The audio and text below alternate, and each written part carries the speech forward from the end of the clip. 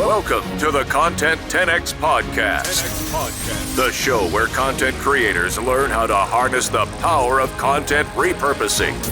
And now, your host, Amy Woods.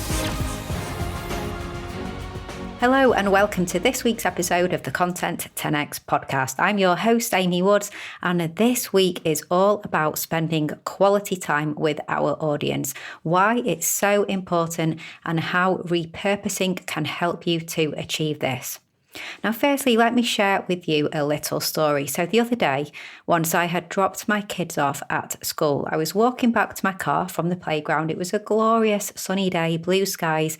I was in a really good mood, and I decided to make a big effort to smile and say hello to everyone who I recognised as I walked down the path back to my car. Now, I know it sounds like you should do that every day, but it's always very busy. Often we're in a rush at that time of day, so it doesn't always happen. But I decided big smiles, say hello to those people that I know. Now, I happen to live in a part of the UK where quite a few of the major TV shows are filmed, particularly the long-running primetime soap operas. And it just so happens that quite a few of the parents at the school are actors and actresses in these TV shows. Now, one mum is on a TV show, and she's been on it since forever, one of the longest running soaps in the UK. I don't know her, but I was walking along, clocking those people that I know and being all friendly and saying hi. And I spotted her and my brain immediately said, tick, she's someone you know, say hi. And I did this big, warm, welcoming hello to her. And I'm sure she thought, who is this person and why did they say hi?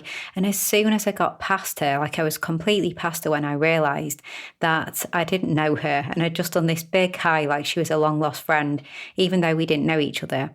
Because the funny thing is, in the moment, my brain did not distinguish at all between actually knowing that person and knowing her from the TV.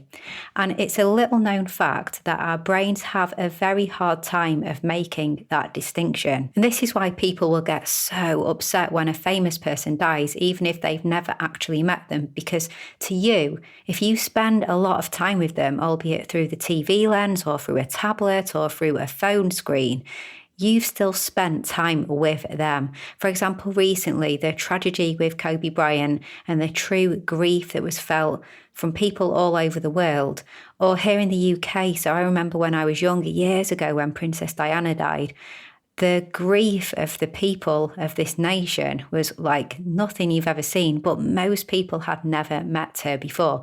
But people feel like they know these people because of the time that they spend. And our brain's not really distinguishing between truly knowing them and knowing them through, as I said, through a lens, through the TV, through the phone. So coming back to my embarrassing story, ever since then, this actress has said hello back to me because I think she remembers that odd but warm and friendly greeting. And we've started to talk to each other, which is very strange. And it's all because of this awkward interaction when my brain played tricks on me, basically. Now, why am I telling you this story? Now, when we are making a decision as to whether we want to do business with somebody, we need to spend time with them first. There's a certain amount of time that people will spend making that decision. Now, of course, it depends on what your product or your service is. This isn't necessarily the case for low-priced products, but for those bigger decisions, we need to allow time for the decision-making process to take place. Now, the amount of time that people need to spend with another person in order to decide whether to do business together is often said to be about 7 to 8 hours. So you've heard me talk about how someone needs to see your message 7 to 13 times or more before they will take action. Now, think of this as a similar concept, but we're not just talking about touch points, we're talking about actual time. We're talking about hours now. The good news is that in the content marketing and digital world, that time spent together can come from your videos, your podcast episodes, your Instagram stories, your tweets, your blog posts, appearances on other people's shows, because as I mentioned, our brains feel like we know people who we are spending time with digitally, just as we will be spending time with them in person. Now, I'm not saying it's a direct replacement. There really is a lot to be said for face-to-face interaction, of course there is, but that's not always possible in this global marketplace, nor is it necessary. It's not scalable. So I don't need to take every potential new Content 10X client for a day on the golf course to cement them taking up our content repurposing service, which is definitely a good thing because I'm pretty miserable when it comes to golf. But the golf example is a good one because whether it's a long business lunch or playing golf or similar, when people are conducting that kind of corporate grooming, so to speak, and getting to know you, what are they doing during that time? So as the buyer, you are getting to know the person that you are considering spending money with better. You're assessing whether you trust them, you're building rapport, you're testing their knowledge and their expertise, and you're seeing if your personalities fit together as well. And conversely, as the seller during that time, you're proving all of that. You're proving you're trustworthy. You're demonstrating your knowledge, your expertise, and what you are like as a person. So for some reason, 7 to 8 hours is said to be the amount of time it takes. Apparently that's a tipping point of that yes or no decision if you're considering that person or that product or that service. We can spend about 7 to 8 hours shopping around planning our next vacation before we book it, or buying our next car, or let's take dating as an example. So when you go on a first date with someone, you are likely to get a good feel for whether this person is someone that you could fall for. It might be an immediate no, it might be an immediate yes, but if you get past that first date, they usually say it's about the third date that you will know for sure, which funnily enough means that you've likely spent about 7 hours with each other. And it's all about getting to know each other, whether in dating or in making business decisions. So what I'm saying is you have a business, you create content, and you have to get people to spend 7 hours with you through your content so that you can move them to a purchase if it's right for you both as well. So they're getting to know whether you're somebody they want to do business with, and hopefully you're putting out the right messages to also repel them if they aren't the right person to be doing business with you as well. So it works both ways. So think about your content. If you were to study the content you create and the messages you put out there, how much time are you spending with people? And are you directing people from content to other content?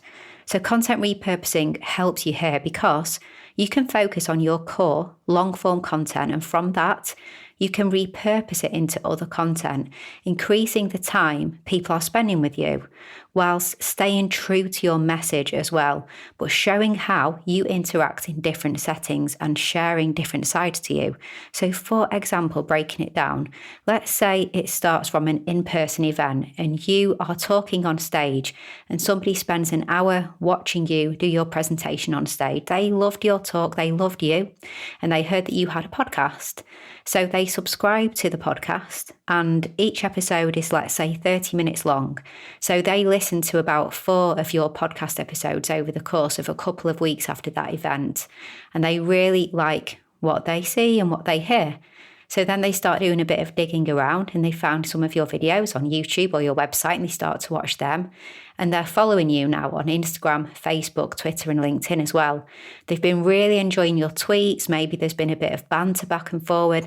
They devour your Insta stories on Instagram. Maybe they're funny, fresh, different. You went live on LinkedIn and they got to interact with you in that environment. Maybe they listened to a few more podcast episodes as well. By now, they have spent 7 to 8 hours with you, and they decide that they really want to work with you. Now, I know that sounds like a perfect scenario, and it's not always going to be that perfect, but that is how the world works a lot of the time. Maybe not every medium like that. You don't have to have them all. You don't have to be a speaker, have to be a podcaster, have video content and be on all the social media platforms. But I'm sure you get the gist. How do you spend quality time with your audience? What do you create as your core content, and how can you repurpose that to increase the time that people are spending with you and the time that you are spending with your audience each week or each month? Now, the beauty of content repurposing is you have a foundation to build on from, and you need to work out what that is. So I challenge you to map this out, do a rough analysis, and truly look at the content that you create and how much time people would spend with you with that core form of content. And then if you are creating spin-off and repurpose content and new content from that, add that all up, and how much time and how much opportunity are you giving people to interact with you? And I don't mean live access. As we've said, it's listening to that podcast, it's reading that blog post, it's watching your Instagram stories, it's whatever it may be where people spend time with you. And ask yourself, am I creating enough content to provide enough quality time for some random person to say hello to me, even though they have never met me before? Coming back to my first example. Because those random hellos from somebody thinking that they already know you will then be the hellos that turn into a business relationship. And that's what we want. So I hope this has been really useful for you today. Thank you so much for listening. If you like the podcast, I'd love it if you could hit subscribe or even leave a review as well. If you want help with your content repurposing, if you want us to help you create all that extra time that you spend with your audience, then do get in touch, content10x.com. We offer a fully end-to-end content repurposing service. Get my book as well if you haven't got a copy already, Content 10x, More Content, Less Time, Maximum Results. I teach you how to repurpose every type of content in the book. Head to content10x.com/book. And also please do follow me on social media. I'm on Instagram, Twitter, Facebook and LinkedIn at Content 10x on all the social media platforms. All that's left to say is thank you so much for listening to this week's podcast episode, and I'll catch you in the next one.